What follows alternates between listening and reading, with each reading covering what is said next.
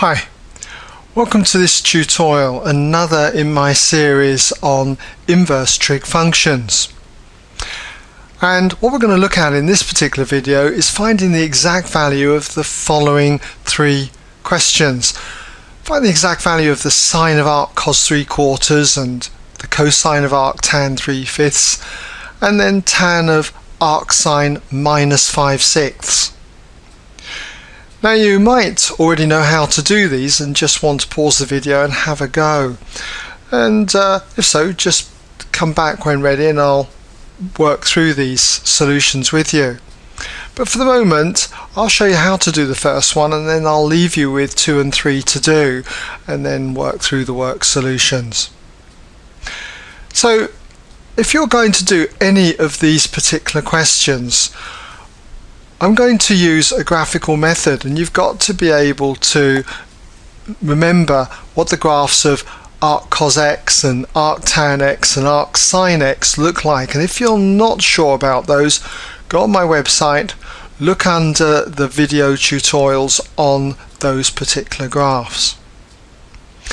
Okay, well, on that assumption, let's take this first question. So we've got to find the exact value of the sine of arc cos 3/4. So I'd let a particular angle, let's say A, equal arc cos of 3/4. And then if I take the cos of both sides of this equation, we get therefore cos of A equals just 3/4. And now I turn to the graph of y equals arc cos x. We should know that it's got a domain that goes between -1 and 1 and a range that goes between 0 and pi radians, the equivalent of 180 degrees. So what we've got here is an x value of 3/4, and 3/4 would be somewhere over here. So if we just mark that in as 3/4. So if I was to track up here, hit the graph there and then go across to here, this would be my value of angle A. It's an angle that is acute because it's between 0 and pi upon 2 radians, the equivalent of 90 degrees. So what I'd want to do is draw a quadrant diagram, and hopefully you're familiar with these, where this represents 0 radians, or in degrees 0 degrees. This would be pi upon 2 radians, 90 degrees. This would be pi radians, 180 degrees, and this would be 3 pi over 2, 270 degrees, and then this would be back to 2 pi radians, the equivalent to 360 degrees. Normally I don't mark these on, but if we've got angle A as an acute angle, it's going to be in what we call the first quadrant then. So I'll draw a triangle in that first quadrant, a right angle triangle, and this would be the angle A for this example. Now, we should know that if you take the cosine of any angle, it compares in a right angle triangle the adjacent side with the hypotenuse.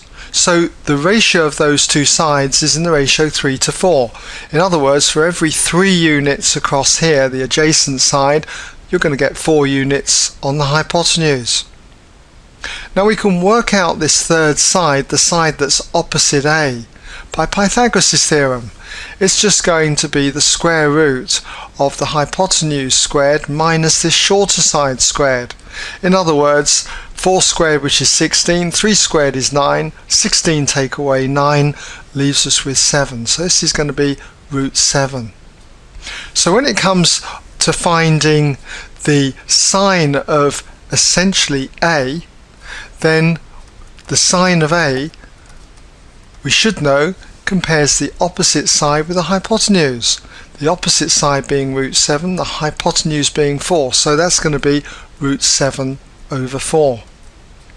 So to answer this question then, we've basically got sine of arc cos 3/4, the sine of A essentially equals root 7 over 4. Okay, well, I hope that gives you an idea. What we do is we sketch the graph, then we find out what value our angle would be when it's associated with this particular x value, draw a quadrant diagram, and then you should be able to find the missing side and then work out what sine, cos or tan is. But you've got to be very careful with what quadrants they go in, okay? Well, I've got another question for you to try. In fact, I've got two questions in the whole of this video, but we'll go to the next question. Now in this next one, we've got to find the exact value of the cosine of arctan 3/5. So you might like to have a go, just pause the video and come back when ready and I'll work through the solution. Okay, well, if you had a go, let's see how you got on. So again, I would say let angle A equal arctan 3/5 in this particular example. So just write that in. Then I would take the tan of both sides of this equation and we get therefore tan of angle A equals 3/5. Next I would think about what the graph of y equals arctan x looks like, which is this particular graph. Its domain is all real values and its range goes from minus pi upon 2 to pi upon 2 radians, minus 90 degrees to 90 degrees if you're working in degrees mode. So we've got tan A equals 3/5. X, if you like, is 0.6, the equivalent to 3/5. Let's say it's about here somewhere. Just mark that in as 3/5. So when we go up onto our graph, angle A turns out again to be an acute angle. If this was negative 3/5, then it would have been over here and it would have been an angle between 0 and minus pi upon 2. Alright? Now, next I would want to draw a quadrant diagram. So we draw a quadrant diagram. Remember, this is 0 radians, pi upon 2 radians, pi, 3 pi upon 2 and back to 2 pi. A is an acute angle between 0 and pi upon 2, so it's going to be in this first quadrant. So just mark that in, a right angle triangle. This is angle A. Just going back for a moment, if this was minus 3/5 and I'd put minus 3/5 over here, then angle A would have been between 0 and minus pi upon 2. That would have been in this fourth quadrant, because remember, when you turn in a negative sense, you're turning in a clockwise direction. Okay, so that's what would happen if that was minus 3/5. Draw your triangle down here. Anyway, for this example, what we've got is tan A equals 3/5. A then is this acute angle in the first quadrant. Tan compares opposite with adjacent, so this is the opposite side, this is the adjacent side, 3/5. We can use Pythagoras' theorem to get the hypotenuse. It's going to be the square root of 5 squared plus 3 squared, 25 plus 9, which is going to be root 34.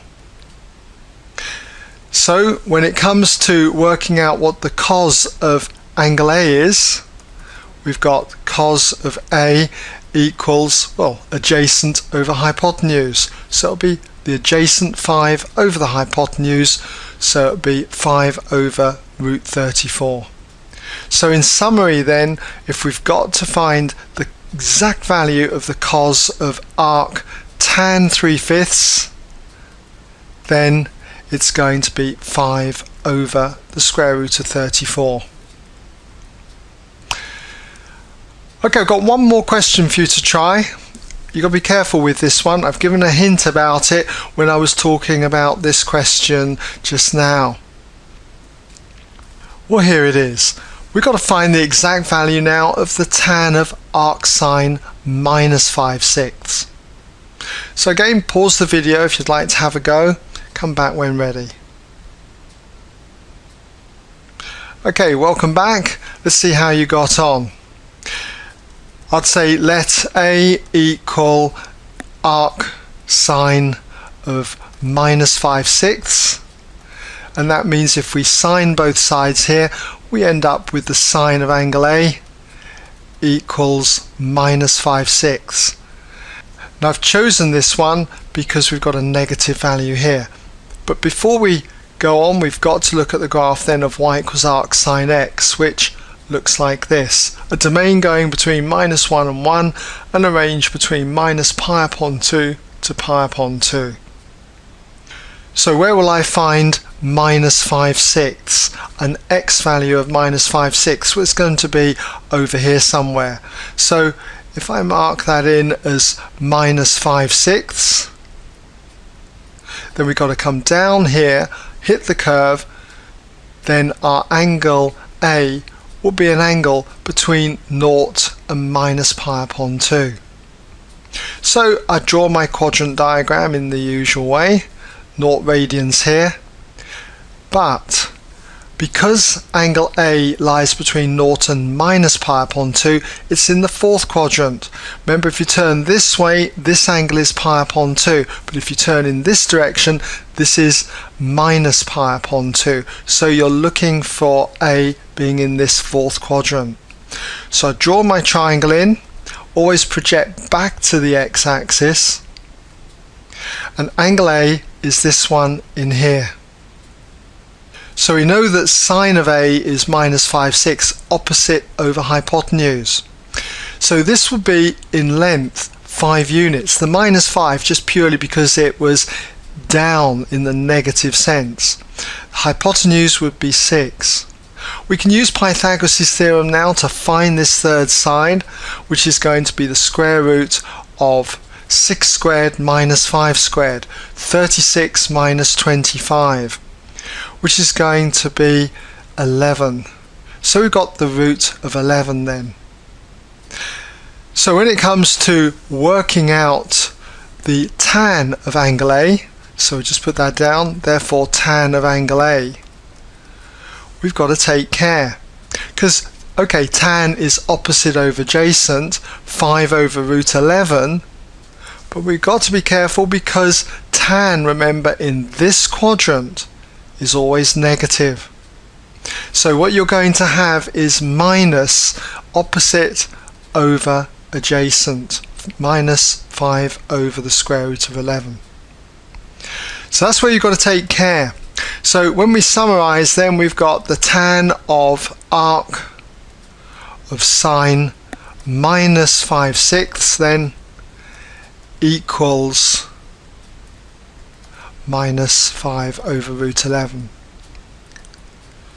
So I hope that now gives you some idea how you can go about tackling these kind of questions. Just make up an angle for this, angle A, like I've done. Find out the sine, cos or tan of it, whatever you're given in here.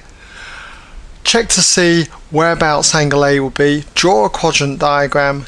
Take care then over whether it's going to be a positive or a negative function when you take the sine, cos or tan in that particular quadrant.